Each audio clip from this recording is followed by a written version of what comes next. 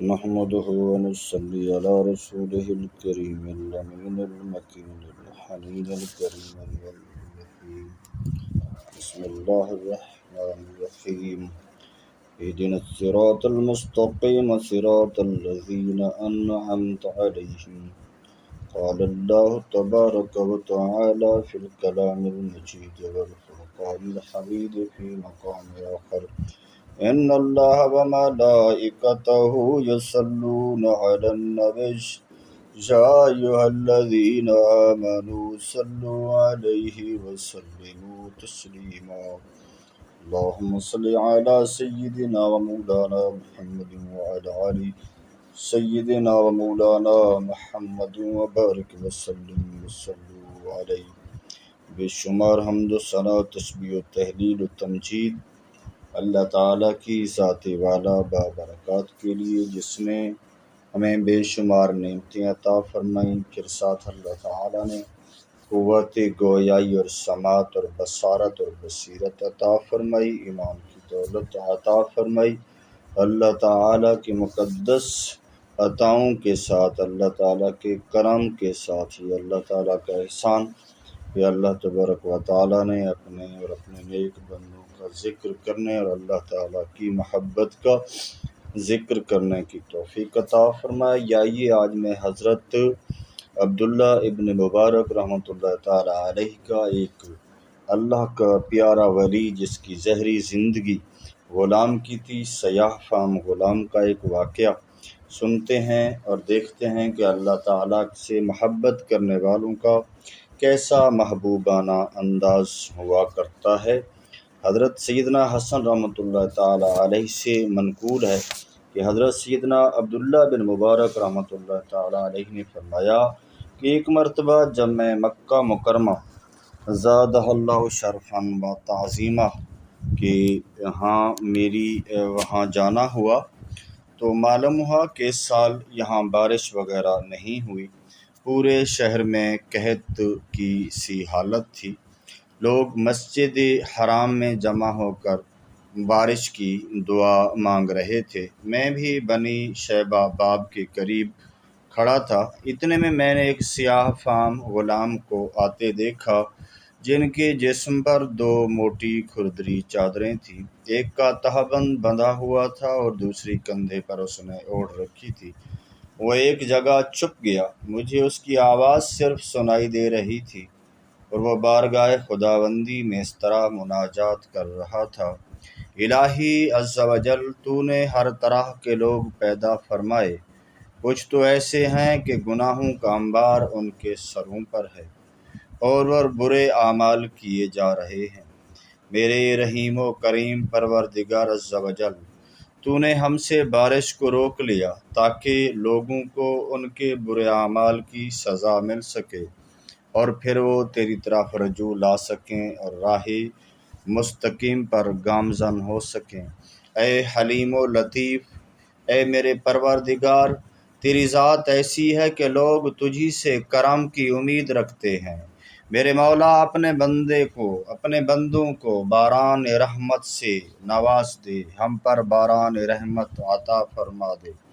حضرت سیدنا ابن مبارک رحمۃ اللہ تعالی علیہ فرماتے ہیں، اس غلام کی دعا ابھی مکمل ہی نہ ہو پائی تھی کہ ہر طرف گھنگور گھٹائیں چھا گئیں، ٹھنڈی ہوائیں چلنے لگیں، باران رحمت کا مژدہ سنانے لگیں اور پھر دیکھتے ہی دیکھتے رحمت کی برسات چھما چھم برسنے لگی، مرجھائیں کلیاں کھل اٹھیں، ہر طرف خوشیوں کا سما ہو گیا۔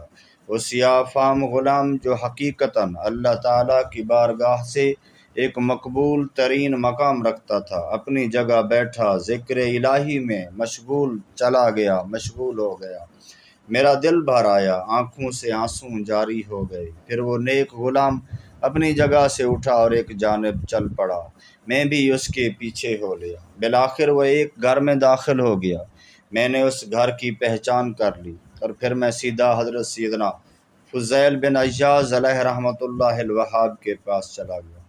آپ رحمۃ اللہ تعالیٰ علیہ نے مجھے دیکھا تو فرمایا: اے ابن مبارک رحمۃ اللہ تعالیٰ علیہ، کیا بات ہے؟ میں تمہارے چہرے پر غم کے آثار دیکھ رہا ہوں۔ میں نے کہا: ہم لوگ پیچھے رہ گئے اور ہمارے علاوہ کوئی اور لوگ ہیں جو ہم پر سبقت لے گئے، یعنی نیکیوں میں آگے بڑھ گئے، اللہ تعالیٰ کے مقام قبولیت پر مقبول بندے بن گئے، اللہ تعالیٰ کا قرب حاصل کر چکے، اللہ تعالیٰ کی ولایت کی دولت عظمیٰ میں احسن مقام لے چکے۔ حضرت سیدنا فضیل بن عیاض علیہ رحمۃ اللہ الوہاب نے فرمایا، مجھے اصل بات بتاؤ کہ آخر معاملہ کیا ہے۔ میں نے اس صالح غلام کا سارا واقعہ کہہ سنایا۔ جیسے ہی آپ رحمۃ اللہ تعالیٰ علیہ نے واقعہ سنا، ایک زوردار چیخ ماری اور زمین پر گر کر تڑپنے لگے۔ پھر فرمایا، اے ابن مبارک رحمۃ اللہ تعالیٰ علیہ، تمہارا بھلا ہو، مجھے فوراً اس صالح غلام کے پاس لے چلو۔ میں نے کہا، اب تو وقت بہت کم ہے، انشاءاللہ عز و جل کل کچھ کریں گے۔ اگلے دن صبح میں اس گھر کی طرف چل دیا جس میں وہ نیک سیرت غلام داخل ہوا تھا۔ وہاں پہنچا تو ایک بوڑھے شخص کو دروازے کے پاس بیٹھا ہوا دیکھا۔ وہ مجھے دیکھتے ہی پہچان گیا، چونکہ آپ عبداللہ بن مبارک کی ایک شہرت تھی۔ اس نے مجھے خوش آمدید کہا، پرتپاک انداز میں میرے ساتھ ملاقات کی اور کہا، حضور کوئی حکم ہو تو ارشاد فرمائیے۔ میں نے کہا، مجھے ایک سیاہ فام غلام درکار ہے۔ اس نے کہا، میرے پاس تو بہت سے سیاہ فام غلام ہیں، سب کو بلا لیتا ہوں، آپ جسے چاہیں پسند فرما لیں۔ یہ کہہ کر اس نے ایک غلام کو آواز دی تو ایک طاقتور غلام باہر آیا۔ بوڑھے نے کہا، حضور یہ غلام میں آپ کے لیے بہت مناسب خیال کرتا ہوں، یہ آپ کی ٹھیک ٹھاک خدمت کرے گا۔ میں نے کہا کہ یہ مجھے نہیں چاہیے۔ پھر اس نے دوسرا غلام بلایا، میں نے اس سے بھی انکار کر دیا۔ اس طرح اس نے سب غلام بلائے، لیکن میرا مطلوب کوئی اور تھا۔ سب سے آخر میں وہی نیک سیرت غلام نظر آیا تو اسے دیکھتے ہی میری آنکھیں نمناک ہو گئیں۔ میں وہیں بیٹھ گیا۔ بوڑھے نے مجھ سے پوچھا، کیا آپ اسی غلام کے طالب تھے؟ میں نے کہا، مجھے اسی ہیرے کی تلاش تھی۔ اللہ اللہ۔ بوڑھے نے کہا، حضور میں اسے تو نہیں بیچ سکتا، اس کے علاوہ آپ رحمۃ اللہ تعالیٰ علیہ جس غلام کو چاہیں لے جائیں۔ میں نے کہا، آخر آپ اس غلام کو کیوں نہیں بیچنا چاہتے؟ کہا، اس کا ہمارے گھر میں رہنا باعث برکت ہے، اس مرد صالح سے ہم برکت حاصل کرتے ہیں، اس نے مجھ سے کبھی کوئی چیز طلب نہیں کی۔ میں نے کہا، پھر اس کا کھانا پینا اس کا کیا بنتا ہے؟ کہا، یہ روزانہ اتنیاں رسیوں کی ایک تعداد ہے، اس کو بٹتا ہے، یعنی رسیاں بناتا ہے۔ جب وہ نصف درہم یا اس سے کچھ زیادہ کی فروخت ہو جاتی ہیں تو انہیں بیچ کر اپنا کھانا خرید لیتا ہے اور باقی ضرورت کی چیزیں بھی۔ تو اگر نہ بکیں تو پھر ٹھیک، ورنہ دوسرے دن انہیں لپیٹ کر رکھتا ہے، پھر اس کو بیچ کر اسی سے یہ اپنا گزر اوقات کرتا ہے۔ مجھے میرے غلاموں نے بتایا کہ یہ ساری رات اپنے رب کی بارگاہ میں قیام میں ہوتا ہے، عبادت کرتا ہے، نہ کسی سے میل جول رکھتا ہے، نہ کسی سے فضول باتیں کرتا ہے۔ اس کی اپنی ہی دنیا ہے جس میں ہر وقت مگن رہتا ہے۔ جب سے میں نے ان کی یہ پاکیزہ خصائل، عادات، خوبصورت عادتیں، یہ طریقہ دیکھا ہے اور سنا ہے تو میری اس کی خوبیاں دیکھ کر میرے دل کے اندر اس کی چاہت ہے، مجھے اس سے محبت ہے۔ یہی وجہ ہے کہ میں اسے خود سے دور نہیں کرنا چاہتا ہوں۔ میں نے کہا، میں نے حضرت سیدنا سفیان ثوری علیہ رحمۃ اللہ القوی اور حضرت سیدنا فضیل بن عیاض رحمۃ اللہ تعالیٰ علیہ کے حکم پر تیرے پاس آیا تھا، کیا ان کا کام پورا کیے بغیر میں واپس چلا جاؤں؟ یہ سن کر بوڑھے نے کہا، آپ کے مجھ پر بہت احسانات ہیں، آپ اسے لے جائیے۔ میں نے فوراً اس غلام کی قیمت ادا کی اور اسے لے کر حضرت سیدنا فضیل بن عیاض علیہ رحمۃ اللہ الوہاب کے گھر کی طرف چل دیا۔ ابھی ہم کچھ دیر ہی چلے تھے کہ اس نیک سیرت غلام نے مجھے پکارا، میرے آقا۔ میں نے کہا، لبیک۔ اس نے کہا، حضور یہ آپ کے شایان کے لائق نہیں کہ آپ اپنے غلام کو لبیک کہیں، میں آپ کا غلام ہوں اور غلام پر لازم ہے کہ وہ اپنے آقا کو لبیک کہے۔ میں نے کہا، اے میرے دوست بتاؤ کیا چاہتے ہو تم؟ کیا حضور میں کمزور و ضعیف ہوں، مجھے اتنی طاقت نہیں کہ آپ کی خدمت کر سکوں۔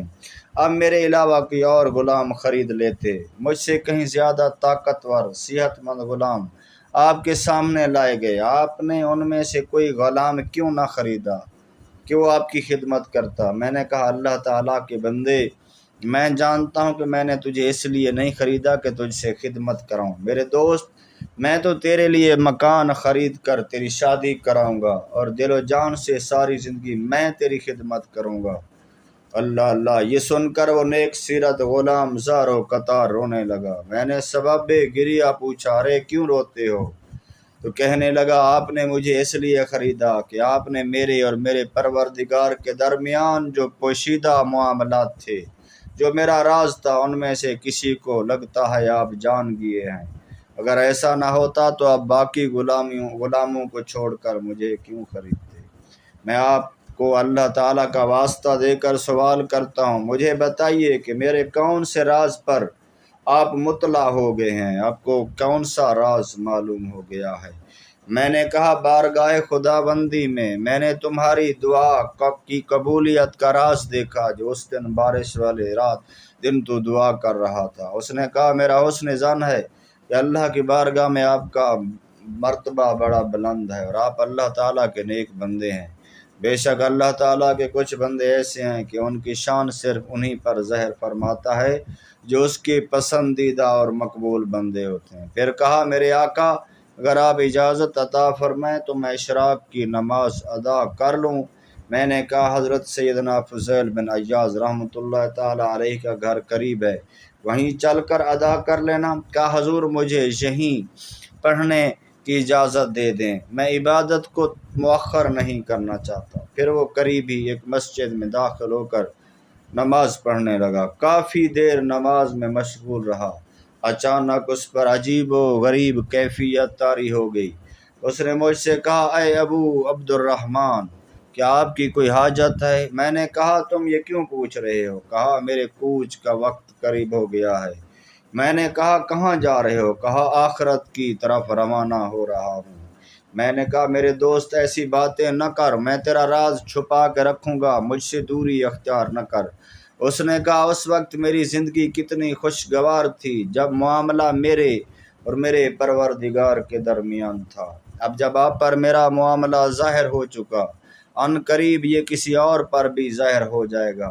میں اس حالت میں زندہ رہنا پسند نہیں کرتا۔ اللہ اللہ! اتنا کہا وہ منہ کے بل زمین پر تشریف لے آیا اور تڑپتے ہوئے بڑے درد مندانہ انداز میں یوں مناجات کرنے لگا، میرے مولا مجھے ابھی ہی اپنے پاس بلا لے، میرے مولا مجھے اپنے پاس بلا لے، میرے مولا مجھے اپنے پاس بلا لے۔ پھر یکدم وہ ساکت ہو گیا۔ میں قریب گیا تو اس کی بے قرار روح قفس انصری سے پرواز کر کے اپنے خالق حقیقی کی بارگاہ میں سجدہ ریز ہو چکی تھی۔ اللہ تعالیٰ کی قسم، جب بھی مجھے اس نیک سیرت غلام کا خیال آتا ہے تو میرا دل غم سے بھر جاتا ہے۔ میں نے اللہ کے ولی کے تھوڑی دیر کی صحبت اختیار کی، مگر اس کی صحبت سے اور دنیا سے اس کی کنارہ کشی اور بے رغبتی نے میرے دل کی دنیا بدل دی اور پوری دنیا میری نظر میں کوئی اوقات نہیں رکھتی۔ اللہ تعالیٰ کی ان پر رحمت ہو اور ان کے صدقے ہماری بے حساب مغفرت ہو، آمین بجاہ النبی الامین صلی اللہ تعالیٰ علیہ وسلم۔ میرے محترم اسلامی بھائیو، کتنا مخلص و مقبول تھا وہ نیک سیرت غلام۔